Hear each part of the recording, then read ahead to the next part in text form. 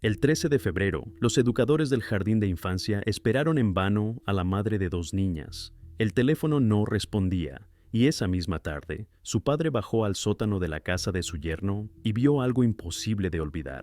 Esta es la historia de una mujer que, al parecer, lo tenía absolutamente todo: belleza, fama, negocio propio, una familia sólida. Por fuera, una vida ideal. Por dentro, algo muy distinto. Kristina Joksimovic, exfinalista de Miss Suiza y exitosa entrenadora de negocios, había logrado a los 38 años aquello con lo que muchos solo sueñan: popularidad, independencia financiera, una próspera agencia de modelos y una familia, esposo, dos hijos, una espaciosa casa en uno de los barrios más caros de Basilea. Esa misma casa por la que los vecinos pasaban con una ligera envidia. Un césped cuidado, coches caros en la entrada, columpios infantiles en el patio, todo como en una postal. En los últimos años, la antigua reina de belleza se había dedicado casi por completo a la crianza de sus hijas. Se alejó del trabajo activo y empezó a aparecer con menos frecuencia en eventos. En las fotografías se la veía feliz. Sonreía con esa sonrisa especial que tienen las mujeres que han encontrado su lugar. Abrazaba a las niñas. Firmaba las fotos con palabras cariñosas. A veces, solo un par de palabras, pero en ellas se sentía algo auténtico. El 1 de febrero de 2024, Kristina publicó en sus redes sociales varias fotos de sus vacaciones: montañas, aire puro, desayuno en la terraza. Gracias por unas vacaciones inolvidables, escribió. Un post común, palabras comunes, de las que escriben miles de personas cada día.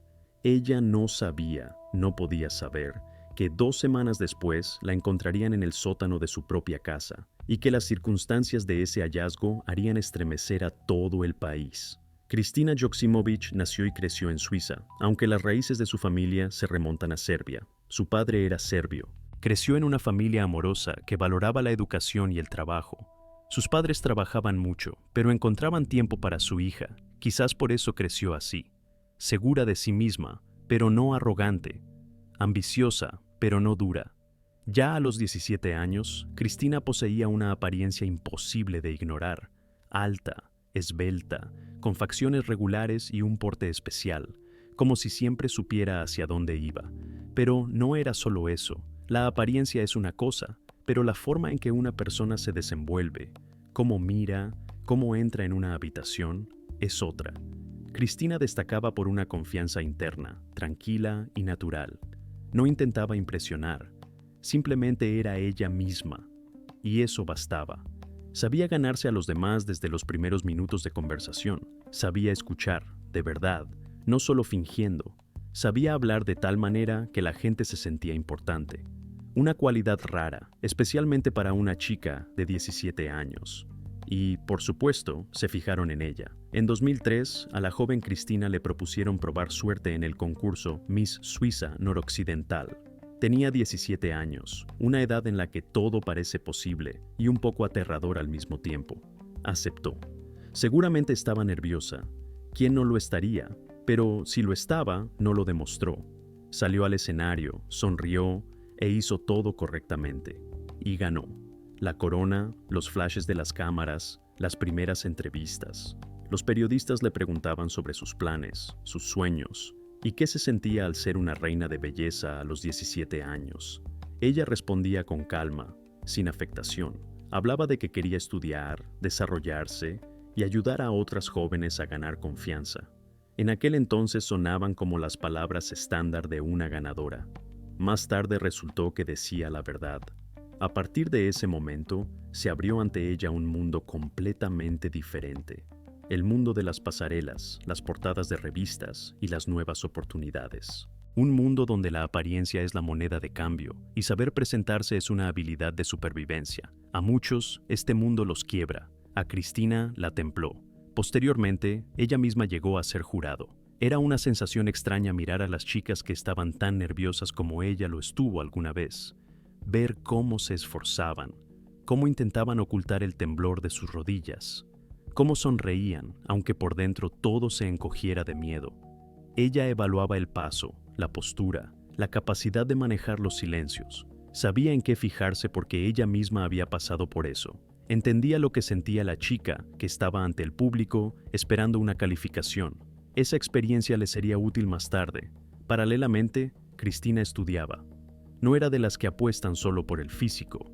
Entendía que la belleza es un recurso temporal. Hacía falta algo más. Algo que permaneciera cuando la juventud se fuera. Siendo estudiante universitaria, trabajó durante un tiempo en el reclutamiento de IT, buscando especialistas técnicos para grandes empresas. Un ámbito totalmente distinto, alejado de las pasarelas y los focos. Aquí nadie miraba su forma de caminar, miraban los resultados, su capacidad para encontrar a las personas adecuadas, negociar y cerrar vacantes. Cristina salía adelante. En general, sabía cómo arreglárselas. Se ponía manos a la obra y llegaba hasta el final, sin quejas innecesarias, sin dramas. En 2007, Suiza celebró el Concurso Nacional de Belleza, el principal certamen del país. La ganadora obtenía el derecho a representar a Suiza en Miss Universo, y eso ya era otro nivel. Un escenario mundial, millones de espectadores, fama real. Cristina tenía 21 años, estaba en su plenitud. Decidió participar, y ¿por qué no? Tenía experiencia, belleza y confianza. En su ficha escribió que le gustaba el voleibol, el cine documental y que leía mucho. Respuestas sencillas y honestas, sin intentar parecer más interesante de lo que era. Pasó las rondas eliminatorias, llegó a la final. Había 12 chicas, las mejores del país, todas hermosas, todas preparadas, todas querían ganar. En la ronda decisiva, Cristina perdió. La corona fue para Amanda Ammann, de 20 años. Un año menor, un poco más fresca, un poco más radiante esa noche específica. Así sucede. Los concursos de belleza no tratan solo del físico, tratan del momento, de cómo te ves justo ahora, bajo esta luz específica, ante este jurado específico. Cristina perdió. Sonrió y felicitó a la ganadora. Se fotografió con ella. 2 chicas hermosas, una con corona y otra sin ella. En la foto, ambas sonríen. Lo que Cristina sintió en realidad se lo guardó para sí misma. Esto podría haber sido una decepción. El fin de la historia. El punto tras el cual comienza un lento declive. Ser casi una reina para terminar siendo nadie. Pasa a menudo, muy a menudo. Pero Cristina no era de las que se detienen. Ese mismo año, literalmente unos meses después de su derrota, abrió su propio negocio. En su ciudad natal, puso en marcha una escuela de preparación para modelos de pasarela. Tomó lo que mejor conocía, el paso, la postura, la presencia, y lo convirtió en un negocio. En esencia, era una agencia de consultoría, pequeña, casi íntima. Cristina misma actuaba como mentora. Ella misma impartía las clases, trabajaba personalmente con cada alumna, entrenaba a modelos principiantes, a aquellas que apenas probaban sus fuerzas, que aún no sabían cómo caminar con tacones para que pareciera natural. Preparaba a participantes para concursos de belleza, explicándoles cómo responder a las preguntas del jurado y cómo no perder la compostura ante las cámaras.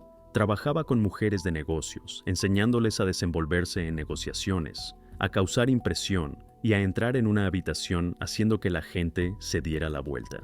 El paso correcto, la etiqueta empresarial, la capacidad de mirar a los ojos, saber callar cuando hace falta y saber hablar cuando es necesario. Cosas sencillas, pero que muchos no dominan. Cristina sabía hacerlo y sabía enseñarlo. En la base de su enfoque residía una convicción simple. Cada mujer es capaz de más de lo que cree. Solo hace falta mostrárselo, darle las herramientas, apoyarla en el momento adecuado. Cristina subía parte de sus lecciones a YouTube, grababa vídeos en su estudio, pequeño pero bien equipado, mostraba ejercicios, analizaba errores típicos, daba consejos. Hablaba a la cámara como si hablara con una amiga, sin tono de superioridad, sin condescendencia.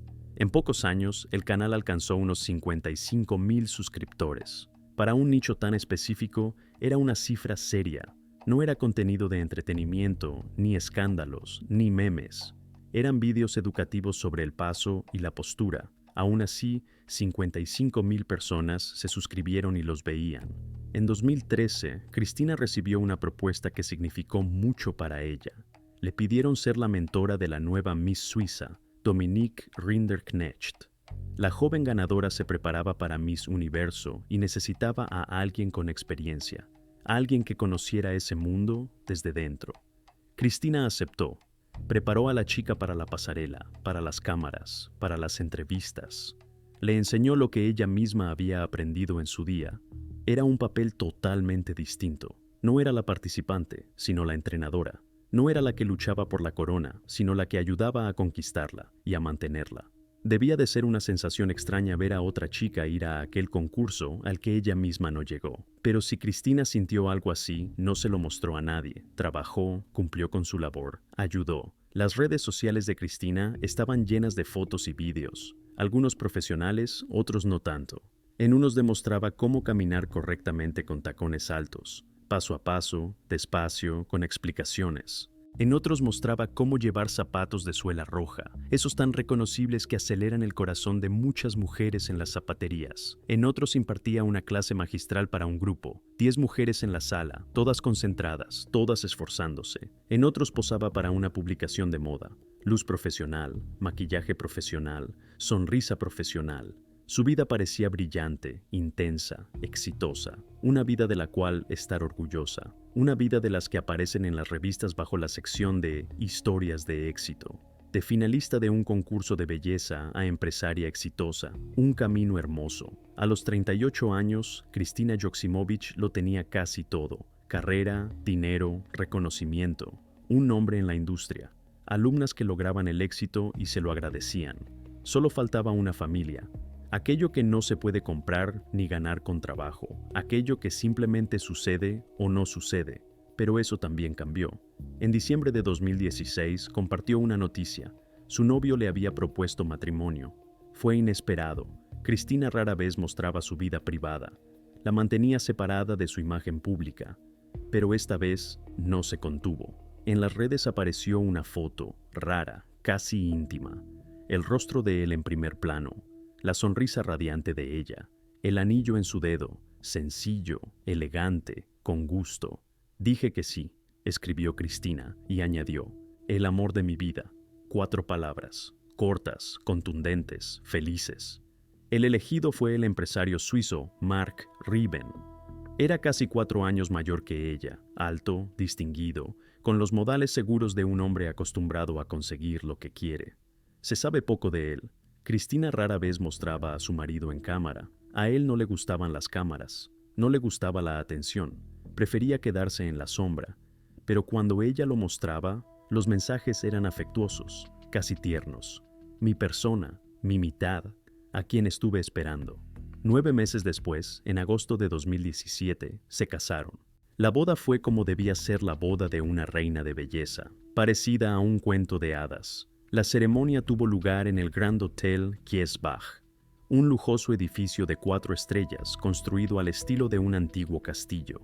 Torreones, ventanas arqueadas, una terraza con vistas a las montañas. El hotel se alza al pie de una famosa cascada, esa misma que aparece en las postales suizas. El agua cae desde las alturas, rompe contra las rocas y levanta una nube de finas gotas. Y tras la cascada, el lago, tranquilo, azul, insondable. Montañas, agua, aire fresco. El atardecer tiñendo el cielo de rosa y oro. El decorado ideal para un día ideal. Como si alguien hubiera construido esa imagen a propósito. La novia llevaba un vestido de encaje, largo, elegante, sin adornos innecesarios. El cabello suelto caía sobre sus hombros. Mínimo maquillaje. Ya era hermosa de por sí. ¿Para qué ocultarlo bajo capas de cosméticos? El novio, con un traje azul oscuro, serio, impecable, miraba a la novia como miran los hombres que han conseguido lo que deseaban. En las fotografías parecen felices, verdaderamente felices, sin tensión, sin poses, sin esa incomodidad que surge cuando la gente finge ante la cámara. Él la toma de la mano, ella lo mira de abajo hacia arriba. Ambos sonríen, y las sonrisas son reales. Para siempre en tus brazos, escribió Cristina bajo la foto de la boda. Romántico, un poco ingenuo, así escribe la gente que cree en el amor eterno. Amor puro, añadió a un vídeo de la celebración. Los invitados bailan, suena la música, brillan las copas de champán. Una boda común, una boda feliz. 6 meses después, los recién casados viajaron a Argentina, una luna de miel que habían pospuesto por trabajo. Finalmente, lo lograron. Buenos Aires, tango, filetes, vino tinto. Cristina publicó una foto de ambos frente a un edificio hermoso. Ella se aprieta contra él la rodea por los hombros. Pie de foto, mi apoyo. 2 palabras, sencillas y cálidas. De esas que dejan entrever algo real detrás. Un año después, en 2019, publicó una imagen del álbum de bodas. Seguramente estaba revisando las fotos y se topó con esa, especialmente lograda. Feliz cumpleaños a quien robó mi corazón, escribió. El cumpleaños de su marido. Una ocasión para decir algo bonito. Para entonces, la pareja vivía en una espaciosa casa bifamiliar en uno de los barrios más caros de Basilea.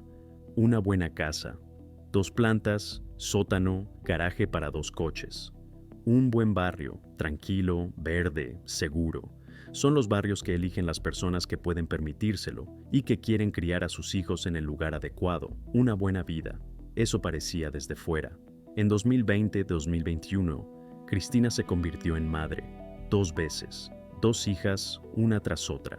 Primero la primera, en 2020, luego la segunda, poco más de un año después. 2 niñas, 2 pequeñas copias de su madre, igual de rubias, igual de ojiazules. 17 meses después de su primer parto, Cristina habló sobre su camino hacia la maternidad.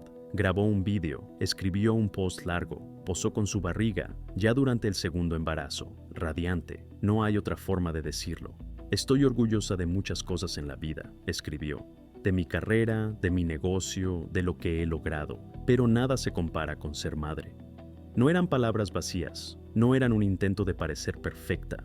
Realmente lo sentía. Al menos así les parecía a todos los que la conocían.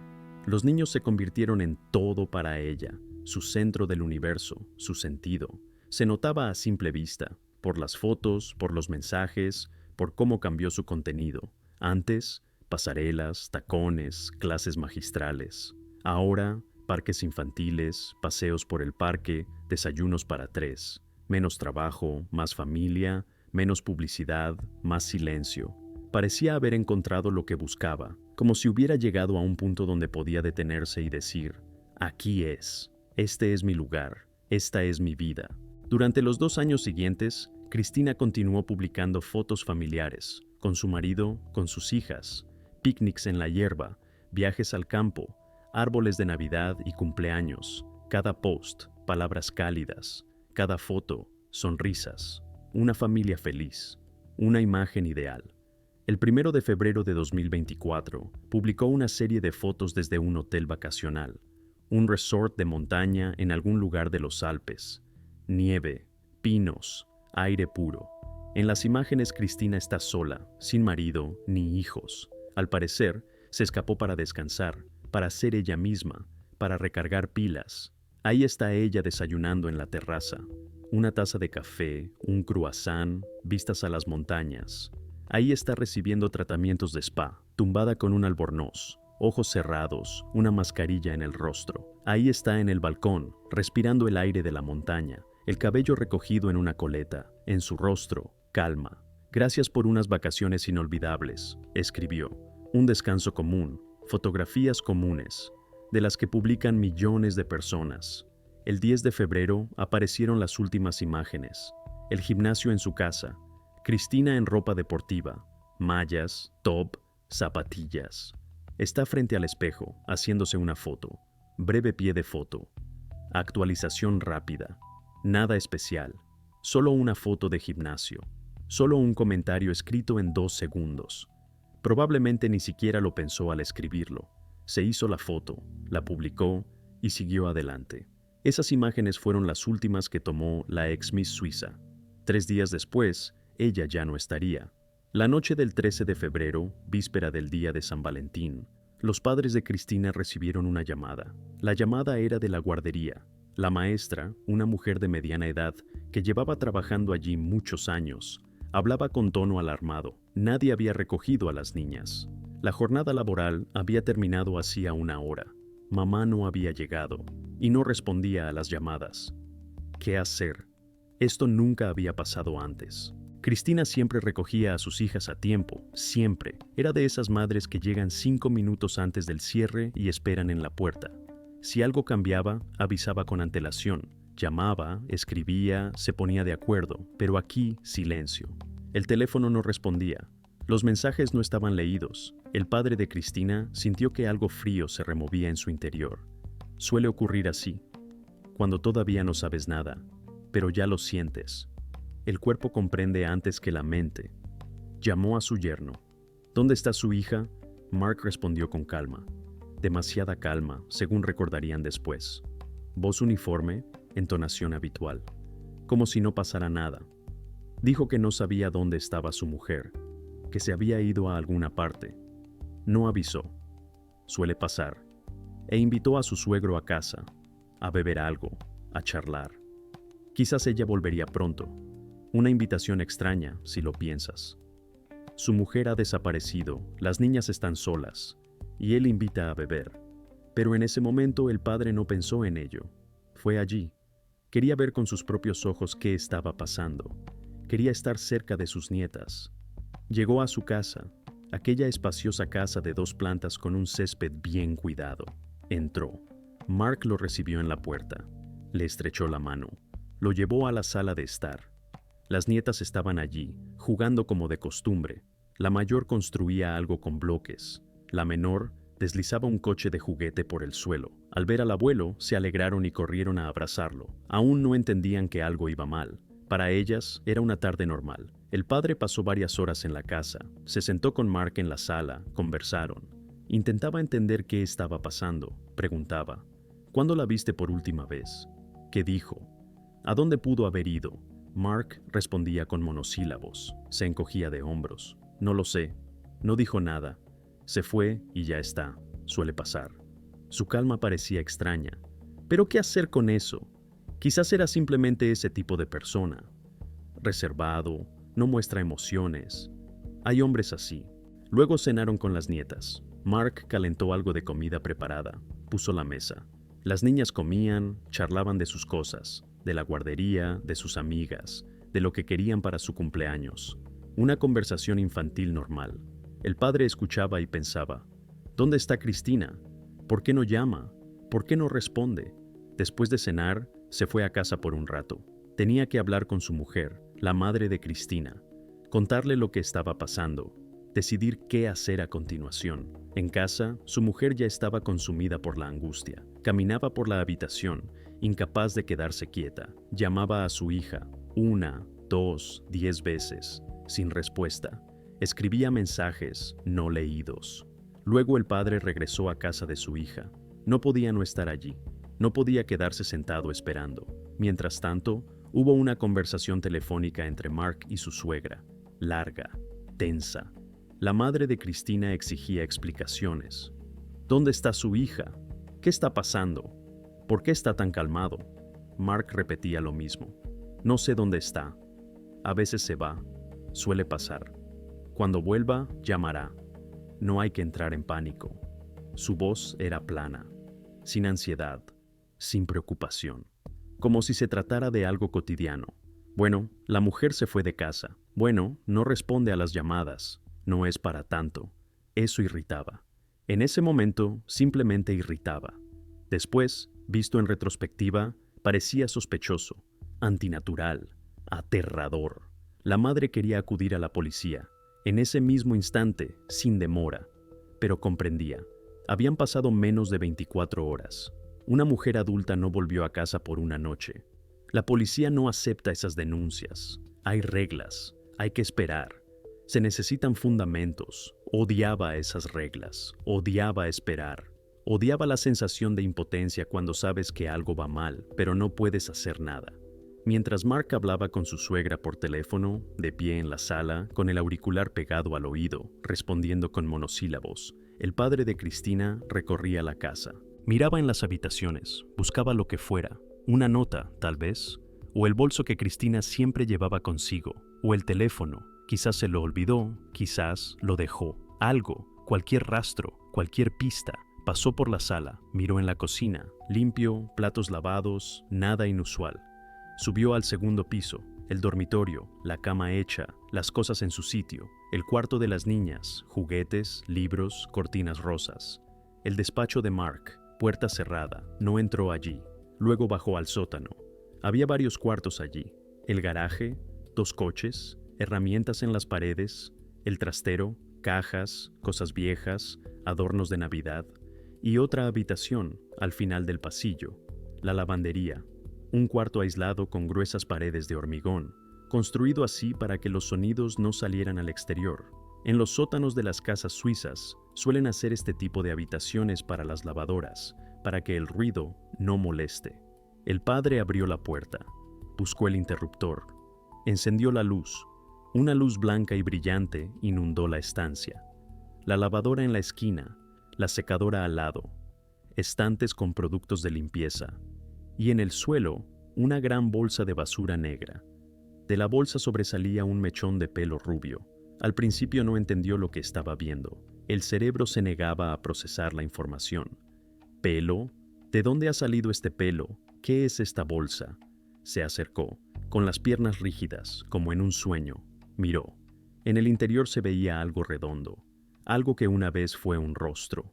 La reconoció y no la reconoció, porque era ella, su hija, su Cristina, y al mismo tiempo ya no era ella.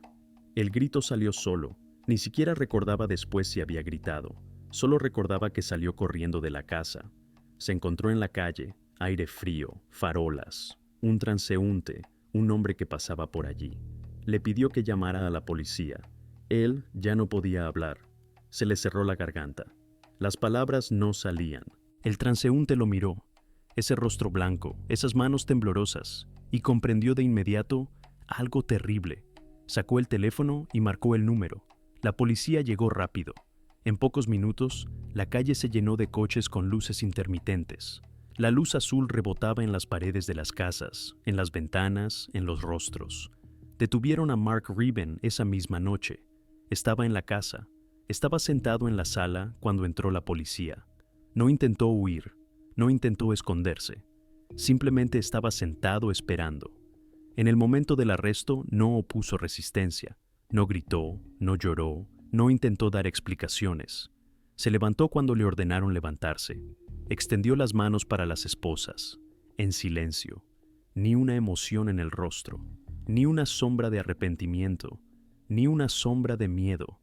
Los policías dijeron después, en 20 años de servicio nunca habían visto algo así. Normalmente la gente reacciona, de alguna manera. Lloran, gritan, se justifican, piden un abogado, pero este era como una figura de cera, mirada vacía, hombros relajados, como si lo arrestaran por mal estacionamiento. Al registrar el sótano, la policía encontró los restos de Cristina, lo que quedaba de ella, destrozados, parcialmente disueltos. Lo que vieron conmocionó incluso a los investigadores experimentados, gente que lo había visto todo, que parecía que ya nada podía sorprenderles. Uno de los policías, joven, en su primer año de servicio, salió a la calle y vomitó.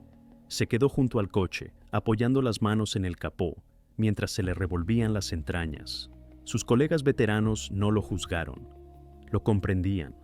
En el primer interrogatorio, Mark prestó declaración. Habló con calma, sin emociones, como si contara algo que le hubiera pasado a otra persona. Dijo que encontró a su mujer ya muerta. Llegó a casa y allí estaba ella, sin signos de vida. ¿Qué ocurrió? No lo sabe. Tal vez una caída, tal vez el corazón. No lo entendió. Y luego entró en pánico. No sabía qué hacer. Se asustó y en estado de pánico trasladó el cuerpo a la lavandería, donde lo descuartizó. ¿Para qué? ¿Por qué? Se encogió de hombros. Pánico. No razonaba. Lo hizo y él mismo no entiende para qué. La versión sonaba descabellada, absurda. Encontrar a tu mujer muerta y que lo primero que se te ocurra sea descuartizar el cuerpo, no llamar a la ambulancia, ni a la policía, ni a nadie, sino agarrar un cuchillo Pero él insistía. Repetía lo mismo. La encontró muerta. Entró en pánico.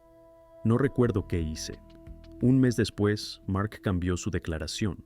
Al parecer, comprendió que la primera versión no funcionaba, que no le creían, que las pruebas decían otra cosa. Confesó el asesinato. Sí, la mató, pero actuó en defensa propia. Según su nueva versión, Cristina lo atacó primero, con un cuchillo. Discutieron, ella agarró un cuchillo y se lanzó sobre él. Y él se defendió. Simplemente se defendió. No quería matarla. Así sucedió. La autopsia forense refutó esta versión, totalmente. Sin lugar a dudas. Según los resultados de la autopsia, se determinó que primero el marido aplicó una fuerte presión compresiva, estrangulamiento, con las manos o con cualquier otra cosa, no importa. Le apretó la garganta, la sujetó hasta que ella dejó de respirar. Cristina no pudo resistirse. No había marcas de lucha en el cuerpo típicas de la autodefensa. No había cortes en las manos, de esos que quedan cuando alguien intenta arrebatar un cuchillo. No había moratones en los nudillos, de esos que aparecen cuando golpeas a alguien. Simplemente se asfixió, indefensa, sin poder hacer nada. Luego, lo peor, lo que ocurrió después de la muerte. Para deshacerse del cuerpo, Mark utilizó una batidora de mano, no una de cocina común, sino una industrial, potente, de las que se usan para triturar alimentos en la producción industrial de comida. ¿De dónde la sacó? No se sabe. Quizás la compró de antemano, quizás la tomó de algún sitio. Convirtió algunas partes del cuerpo en una masa homogénea, metódicamente, sin prisas. Luego la disolvió en un líquido químico. ¿Cuál exactamente? La investigación lo determinó, pero no dieron esa información a la prensa. Y un detalle más. Uno de esos que te hacen sentir realmente mal. Mientras lo hacía, mientras convertía a su mujer en algo que se puede tirar por el desagüe, miraba YouTube. En el teléfono se reproducían vídeos, los usaba como instrucciones, consultaba cómo hacer correctamente lo que estaba haciendo. Esto no fue un arrebato de ira, ni un estado de arrebato, ni una pérdida de control. Fue cálculo, frío, metódico, terrible. Más tarde, la fiscalía hizo pública información adicional, lo que antes estaba oculto tras las puertas cerradas de su casa, de lo que Cristina no hablaba en sus publicaciones. Se descubrió que Mark había ejercido violencia física contra su mujer en repetidas ocasiones, no una vez, ni dos, no en un momento de discusión acalorada, sistemáticamente, regularmente. Durante mucho tiempo, una amiga de Cristina, una de las pocas en las que confiaba, le contó a los investigadores. En los últimos meses, la relación de la pareja estaba en una crisis profunda. Cristina iba a verla a veces para hablar, para desahogarse. Le enseñaba los moratones, le hablaba de las peleas, de cómo él gritaba, de cómo él golpeaba. Cristina acudió a la policía varias veces, presentó denuncias, iba a la comisaría, mostraba las marcas. Pero no se abrían casos, no había suficientes pruebas, no había testigos, no había lesiones graves visibles, de esas que requieren hospitalización. Una historia estándar, terrible en su cotidianidad. Miles de mujeres pasan por esto cada año. Van a la policía, cuentan, muestran y escuchan como respuesta: lo siento, no podemos hacer nada. Vuelva cuando haya pruebas. Vuelva cuando la situación empeore. Cristina quería irse. Se lo decía a su amiga. Decía que no podía seguir así, que tenía miedo, que las niñas no debían ver eso, que había que cambiar algo. Pero tenía miedo. Miedo a su reacción. Miedo a lo que él pudiera hacer si ella intentaba marcharse. Lo conocía lo suficiente como para entender que no la dejaría ir así como así. Surgieron otros hechos. Resultó que Mark tuvo otra mujer antes de Cristina, y con ella también hubo incidentes. Una exnovia prestó declaración, la encontraron, contactaron con ella y le pidieron que hablara. Estuvo callada mucho tiempo. Al parecer, ella también tenía miedo, incluso años después. Finalmente, habló. Contó sobre los ataques de ira, repentinos, imprevisibles. Él podía estar tranquilo, amable, incluso tierno, y un segundo después, estallar. Sin razón, sin motivo. Simplemente algo hacía clic en su interior y se convertía en otra persona. Una vez, ella lo recordaba con claridad, estaban junto al coche. Hablaban de algo. Ella estaba de pie junto a la rueda delantera. Él se puso al volante y arrancó. A propósito, le pasó la rueda por encima del pie. Ella gritó de dolor. Él se detuvo, salió, la miró sin compasión, sin arrepentimiento. Dijo: hay que tener más cuidado. En otra ocasión iban en el coche. Ella iba en el asiento del copiloto sin cinturón. Entonces no todo el mundo se lo ponía. Él frenó en seco, a toda velocidad. Ella salió proyectada hacia adelante y se golpeó la cara contra el salpicadero, se partió el labio, se abrió la ceja, la sangre le corría por la cara. Él dijo, fue un accidente. No se disculpó, no la llevó al hospital. Simplemente, fue un accidente y ya está. Después de eso, ella lo dejó. Recogió sus cosas y se fue, sin mirar atrás. Comprendía que, si se quedaba, sería peor, mucho peor. Ella tuvo suerte, consiguió irse a tiempo. Cristina no llegó a tiempo. En el juicio describieron a Mark Riven de forma breve y precisa. Un hombre frío, incapaz de sentir empatía. Un psiquiatra forense trabajó con él durante varias semanas. Realizó pruebas, entrevistas, observaciones. Registró un grave trastorno de la personalidad. Trastorno de personalidad disocial, así se denomina en los documentos oficiales. En lenguaje común, sociopatía. El diagnóstico no le exime de responsabilidad. Mark sabía lo que hacía, comprendía que estaba mal. Pudo haber parado, pero no quiso. La enfermedad explica, pero no justifica. Explica algo importante. Este hombre no sentía, no se compadecía, no se arrepentía. Para él, las demás personas no eran seres humanos, eran objetos, medios para alcanzar fines, cosas que se pueden usar. Su mujer era para él una propiedad, no una compañera, no la mujer amada, una propiedad, algo que le pertenece, algo que no tiene derecho a irse. Cuando la propiedad intenta irse, el dueño se enfurece. Cuando la propiedad insiste, el dueño toma medidas. Cristina se atrevió a querer libertad, se atrevió a pensar en sí misma, se atrevió a planear una vida sin él. Él no lo perdonó. El juicio aún no se ha celebrado. La justicia suiza funciona despacio, minuciosamente, pero despacio. Mark Riven todavía espera su sentencia. Está en prisión preventiva, callado. En todo este tiempo, ni una declaración pública, ni una palabra de arrepentimiento, ni un intento de disculparse con la familia de Cristina, con sus padres, con sus hijas en común. Las niñas, tenían 3 y 4 años cuando ocurrió, viven ahora con sus abuelos, con los padres de Cristina. Ellos se hicieron cargo de sus nietas. Intentan explicarles lo inexplicable. Intentan criarlas como personas normales, a pesar de todo. ¿Qué recordarán estas niñas de su madre? Fotos, videos, los relatos de la abuela, quizás imágenes borrosas, sensaciones, olores. Eran demasiado pequeñas para recordarla de verdad. ¿Y qué sabrán de su padre cuando crezcan?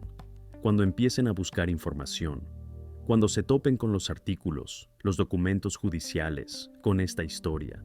¿Cómo vivir con eso? No se sabe. Cristina Joksimovic iba a dejar a su marido, lo estaba planeando. Pensaba en las niñas, en la seguridad, en el futuro. Imaginaba cómo sería la vida sin él, sin miedo, sin esperar el próximo estallido, pero el miedo la mantenía en su lugar. Miedo al hombre al que una vez llamó el amor de su vida. Miedo a lo que él pudiera hacer si ella intentaba marcharse. Y ese miedo no fue en vano. La separación de una pareja tiránica es el momento más peligroso. Las estadísticas lo confirman. Las investigaciones. Miles de casos similares en todo el mundo. Es precisamente entonces cuando la víctima se decide a marchar, cuando el agresor siente que pierde el control. Su propiedad se le escapa, su poder se desmorona, y es precisamente entonces cuando es capaz de lo peor, de aquello que no se atrevía a hacer antes. Cristina lo comprendía. Intuitiva o conscientemente, no importa. Por eso se demoraba. Por eso lo posponía. Por eso se quedaba en la casa que hacía tiempo había dejado de ser un hogar. Sabía con quién vivía. Sabía de lo que era capaz. Simplemente no llegó a tiempo de irse. Llegó tarde por un día, por una hora, por un paso. El 13 de febrero, víspera del día de San Valentín, las maestras de la guardería no vieron llegar a la madre de 2 niñas. Y esa misma noche, su padre bajó al sótano y vio lo que es imposible olvidar.